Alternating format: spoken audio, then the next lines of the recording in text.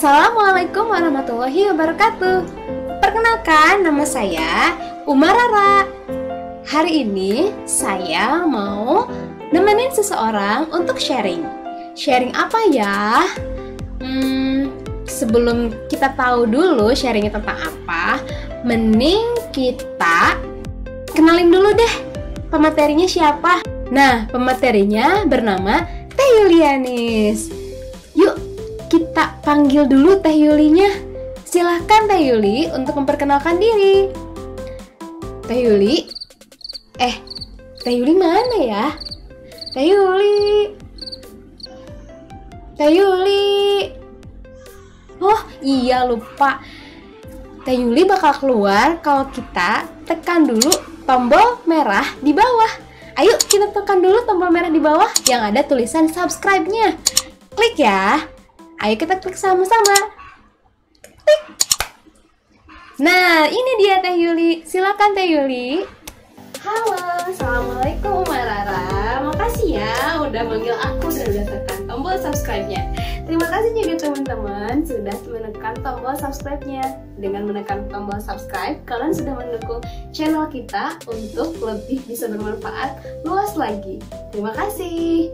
Halo, assalamualaikum. Salam kenal. Nama saya Yulianis Hanifah.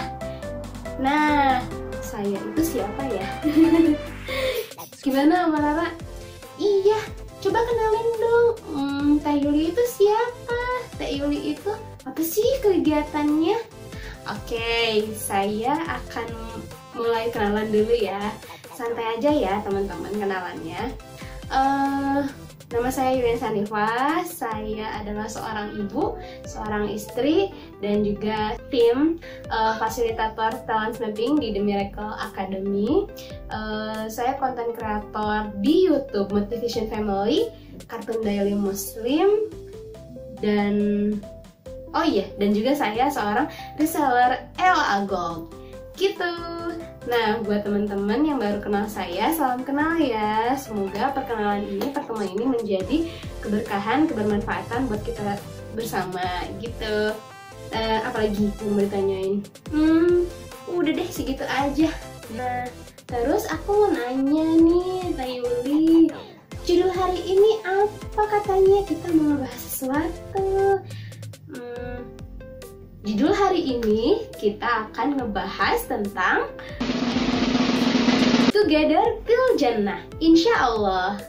Nah, Together Till Jannah ini menceritakan tentang perjalanan kita bersama seseorang dari nol banget sebelum halal sampai setelah halal dan juga semoga sampai jannahnya.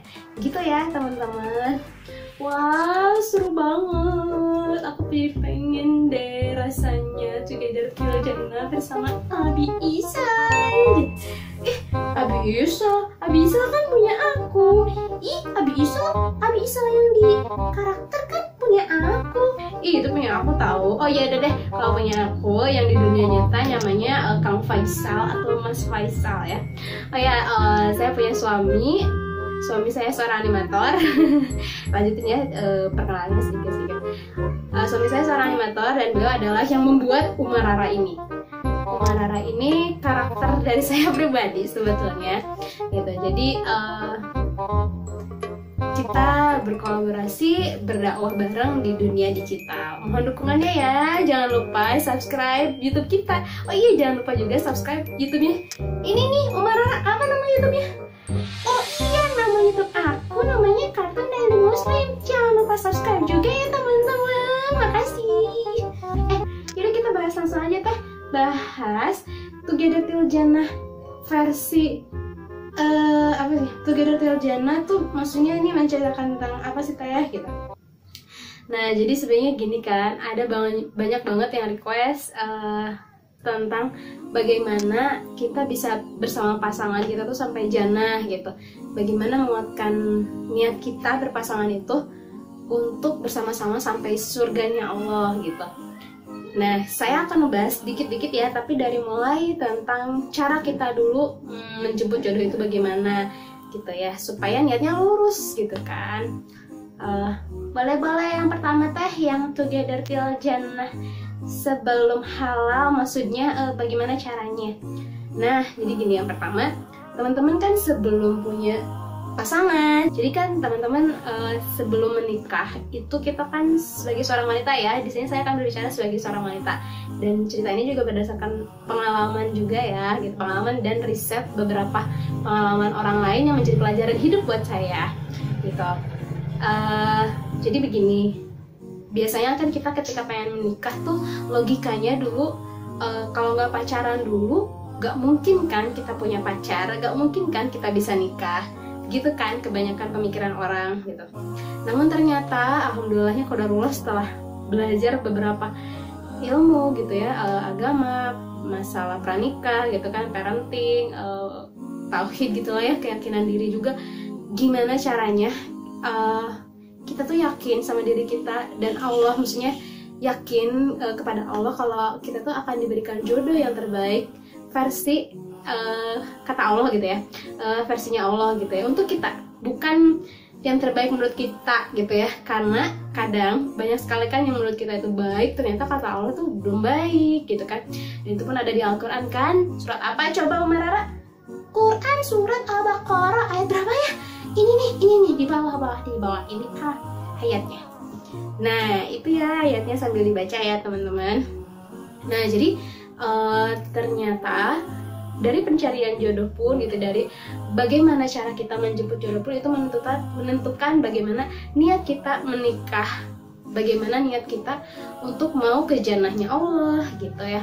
Kalau misalnya diawali dengan mohon maaf ya, misal diawali dengan perzinahan, pasti niatnya udah salah gitu. Niatnya pasti mungkin hanya untuk nafsu semata, atau untuk merasa aku dibilang laku, dibilang cantik, dibilang ganteng dan lain-lain gitu.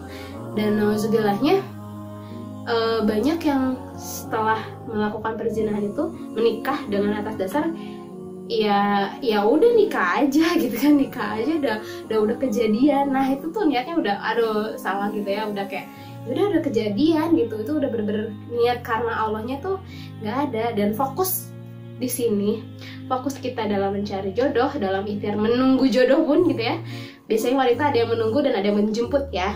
Kalau saya sih sebenarnya termasuk orang yang menjemput tapi dalam diam, maksudnya menjemput tapi tidak yang secara frontal gitu.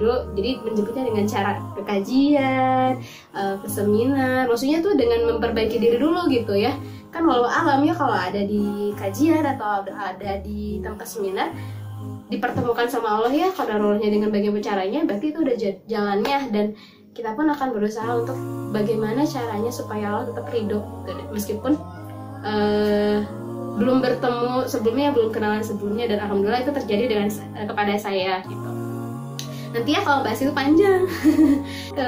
Nah akhirnya kan kalau misalnya diawali dengan pacaran dulu, misalnya apalagi zina dulu ya, memang tidak semua yang pacaran itu melakukan, mohon maaf, maksudnya zina secara real, zina besar maksudnya ya. Tapi kan yang namanya pacaran, mohon maaf sekali gitu kan, kata Allah pun janganlah engkau mendekati zina, mendekatinya aja nggak boleh. Nah pacaran itu adalah salah satu fasilitas untuk mendekati zina yang lebih besar gitu kan. Gini loh, dalam pacaran tuh nggak mungkin kita nggak tatap-tatapan, nggak mungkin nggak sayang-sayangan, nggak mungkin nggak kayak di dalam hati tuh nggak ada rasa kayak membayangkan dia every time gitu kan.